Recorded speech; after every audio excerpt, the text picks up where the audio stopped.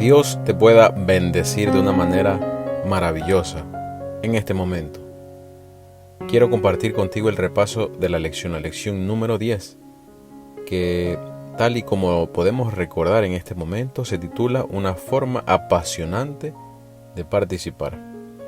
El texto clave lo encontramos en Mateo 9:37 y 38, que nos dice: Entonces dijo a sus discípulos: A la verdad la mies es mucha, mas los obreros pocos. Rogad pues al Señor de la mies que envíe obreros a su mies. Durante toda esta semana hemos estado estudiando esta lección de una manera muy interesante. Hemos aprendido algunos conceptos que son necesarios poner en práctica de una manera inmediata. En algunas partes del mundo, los grupos pequeños forman la base de la educación espiritual y el alcance de la iglesia.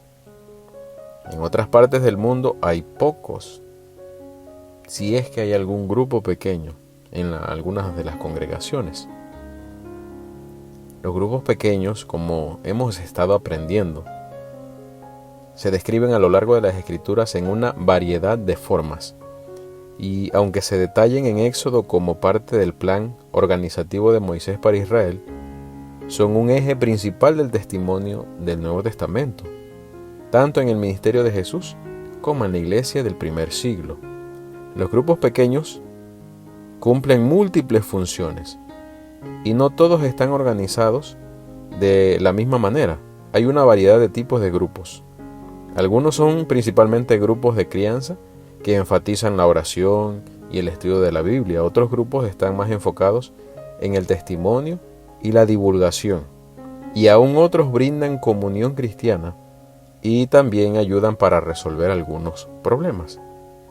Entonces, la característica más común en las Escrituras es que los grupos pequeños combinan la oración, el estudio de la Biblia, el compañerismo y también el testimonio. Los pequeños grupos exitosos, que son sostenibles, deben tener estos 4 elementos que acabamos de mencionar: la oración, estudio de la Biblia, compañerismo y testimonio. El primer versículo de la Biblia, Génesis 1:1, menciona: En el principio creó Dios los cielos y la tierra. Aquí se usa la palabra plural para Dios.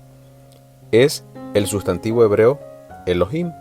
Y a lo largo de la historia cristiana, los estudiosos han visto en este versículo el concepto de la deidad: Padre, Hijo y Espíritu Santo, tal y como también aprendimos.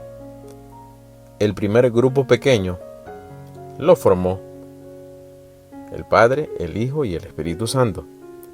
Este concepto es aún más claro en Génesis 1:26, donde dice: Entonces dijo Dios: Hagamos al hombre a nuestra imagen, conforme a nuestra semejanza. Aquí el nombre plural de Dios se combina con el verbo en plural hagamos y el adjetivo posesivo plural nuestra, para indicar una vez más la pluralidad de la deidad. La Biblia enseña que Dios no existe en soledad.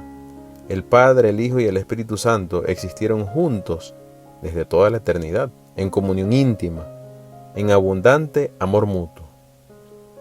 El amor reflejado en la relación de los miembros de la Trinidad y su cooperación juntos en la creación y la redención deben ser un ejemplo para todos nosotros con relación a los grupos pequeños.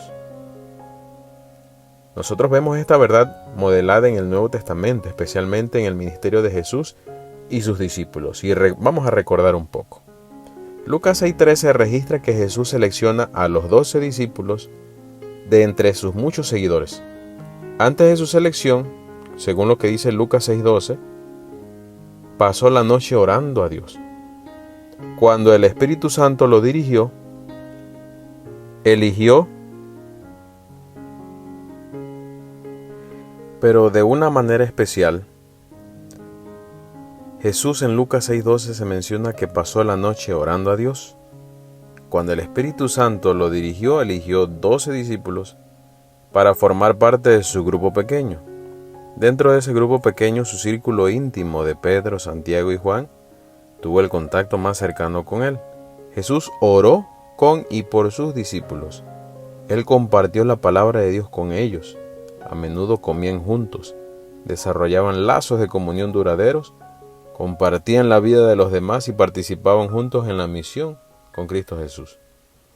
Y aunque eran hombres de orígenes variados, con personalidades totalmente diferentes, con muy diversos pensamientos y maneras de ser, Jesús pudo reunirlos después de la resurrección con el objetivo decidido de poder alcanzar el mundo para Cristo. Y consideremos algunos ejemplos del ministerio de grupos pequeños, ya viéndolo en el libro de Hechos, como también lo estudiamos en varias ocasiones. Hechos 2 registra que hubo 3,000 personas bautizadas el día de Pentecostés. ¿Cómo se nutrieron estos primeros cristianos después de su conversión? ¿Qué los mantuvo fuerte a la iglesia en ese entonces? El registro dice en Hechos 2:42, y perseveraban en la doctrina de los apóstoles, en la comunión unos con otros, en el partimiento del pan y en las oraciones. Este pasaje es muy instructivo. Los nuevos conversos se nutrían en pequeños grupos a través de la oración, el compañerismo social, la renovación de su fe a través del estudio de la Biblia. La vida de ellos estaba llena de alegría, estaba llena de alabanzas. La comunidad que los rodeaba fue conmovida por el testimonio de sus palabras y el ejemplo de sus propias vidas. Y este testimonio fue tan poderoso que el Señor añadía cada día a la iglesia los que habían de ser salvos. Porque una iglesia unida, una iglesia organizada para el servicio, siempre será testigo del maravilloso poder de Dios a través de ellos hacia sus comunidades.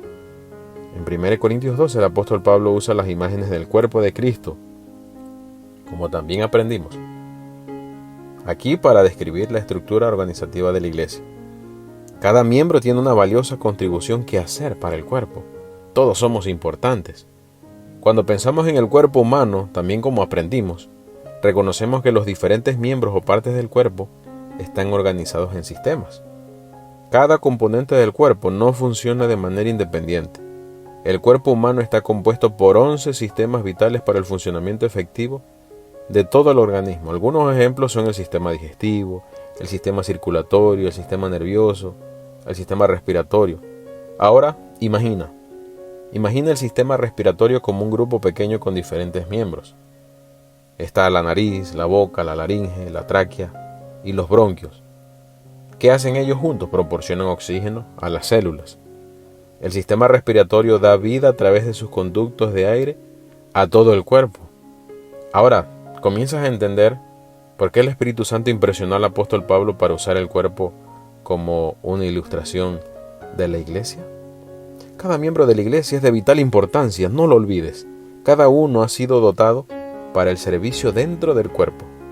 Los grupos pequeños se convierten en el vehículo que Dios usa para direccionar el testimonio de cada miembro para el bien de todo el cuerpo.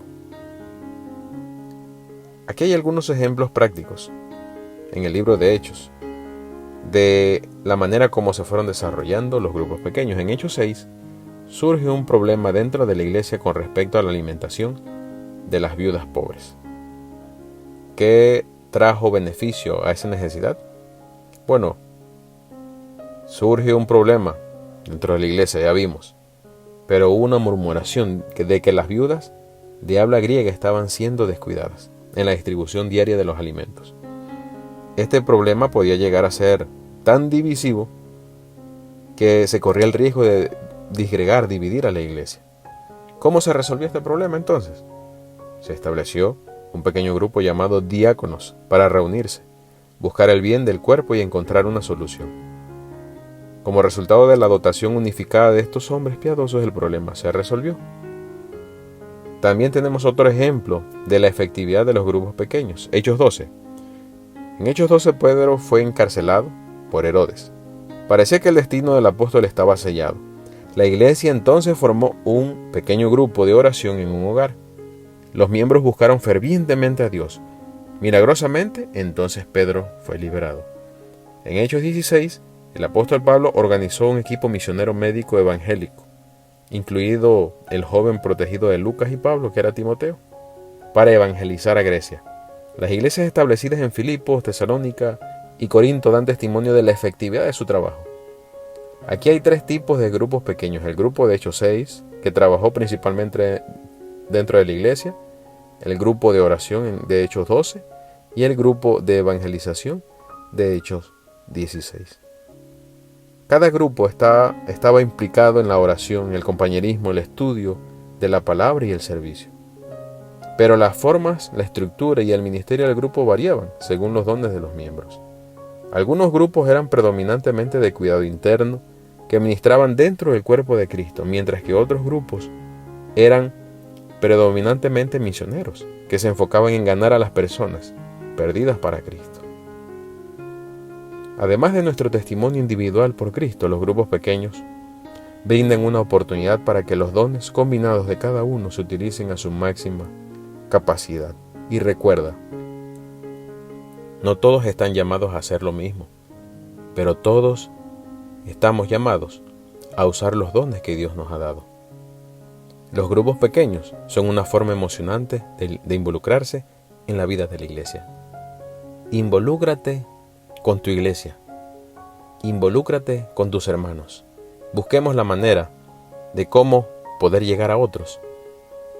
Y no hay una de las mejores maneras que se ha descrito en la Biblia que los grupos pequeños, utilizando el método de Cristo, que podamos proclamar a este mundo que todavía hay una esperanza y que tú y yo podamos ser parte de ese equipo misionero. Que Dios te bendiga y te invitamos para que sigamos estudiando juntos la lección de Escuela Sabática.